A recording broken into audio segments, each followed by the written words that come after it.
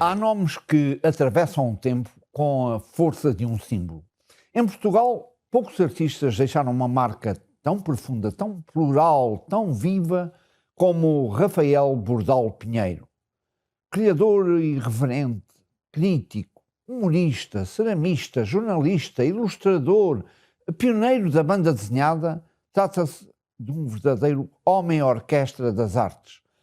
A sua obra está espalhada por jornais, livros, caricaturas, cerâmicas e objetos decorativos e continua a dialogar com o presente como se tivesse sido criada ontem. E talvez seja essa a maior prova da sua genialidade.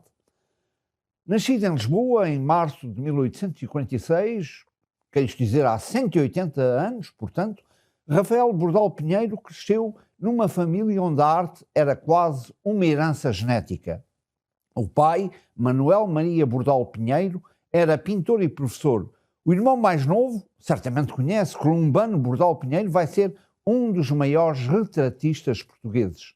Nesse ambiente fértil e artístico, Rafael cedo revelou talento para o desenho e uma curiosidade insaciável pelo mundo que o rodeava. Vai frequentar o Conservatório, a Academia das Belas Artes, o Curso Superior de Letras e até mesmo a Escola de Arte Dramática. Mas, olha, não acabou nenhum destes cursos. A sua verdadeira escola seria a vida, a rua, a política, o teatro, a imprensa. Aos 17 anos, o pai arranjou-lhe um lugar na Câmara dos Pares, o Parlamento da altura, e foi ali, entre debates, intrigas e figuras públicas, que Rafael Bordal Pinheiro descobriu a sua vocação: observar, interpretar e devolver depois ao público com humor e acutilância o retrato de uma sociedade sempre em transformação.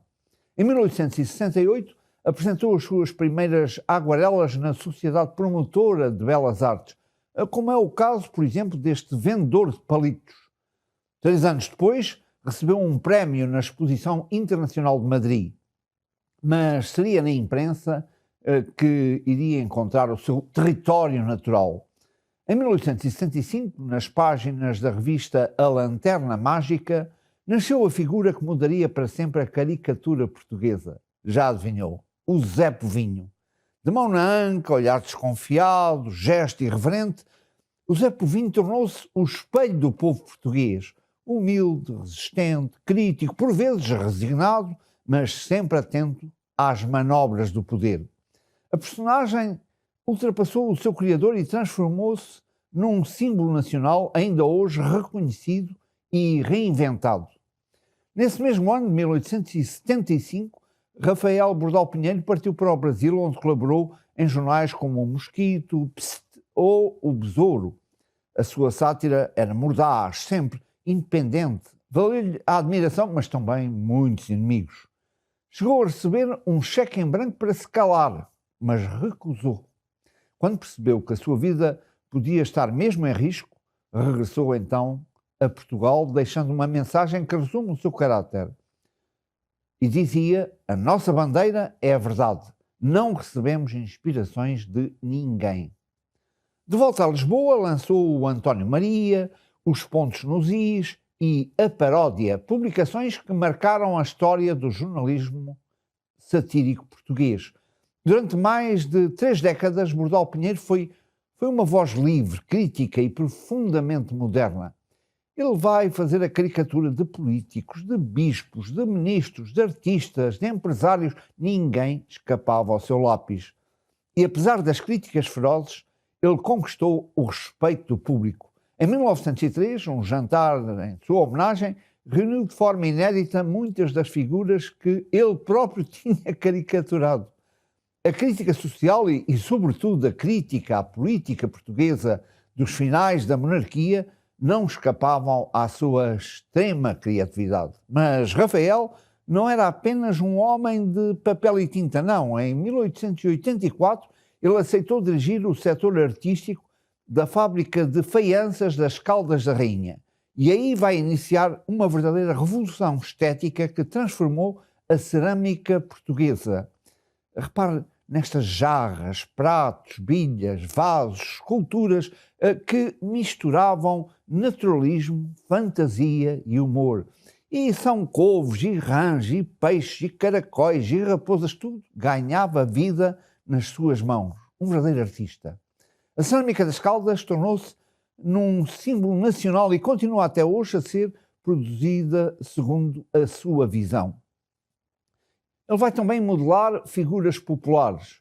Claro, o Zé Povinho, em dezenas de atitudes, o Toma, a Maria Paciência, o Polícia, o Padre, o Sacristão.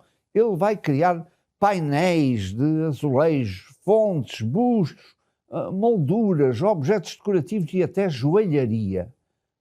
E apesar das dificuldades financeiras da Fábrica das Caldas, o seu trabalho foi reconhecido internacionalmente e vai mesmo conquistar medalhas em Madrid, em Antuérpia, em Paris. Era sem dúvida um artista que nos deixou um conjunto excepcional de imagens dos finais do século XIX. Embora ele não pertencesse à geração de 70 nem aos vencidos da vida, com esses artistas ele vai conviver e eles não escaparam mesmo à sua criatividade. Peguemos, por exemplo, no Essa de Queiroz, aqui em busto, e agora, como está a ver, em caricatura. A sua relação com o teatro foi igualmente intensa. Embora não tenha seguido carreira como ator, ele frequentou assiduamente os palcos de Lisboa, os camarins, as tertúlias, ele observava tudo e transformava essas vivências em caricaturas que hoje são verdadeiros documentos preciosos para compreender o teatro português do século XIX. Rafael Bordal Pinheiro morreu a 23 de janeiro de 1905 em Lisboa e o seu funeral reuniu dezenas de personalidades e foi considerado pelo grande historiador de arte José Augusto de França a maior consagração pública até então prestada a um artista plástico em Portugal.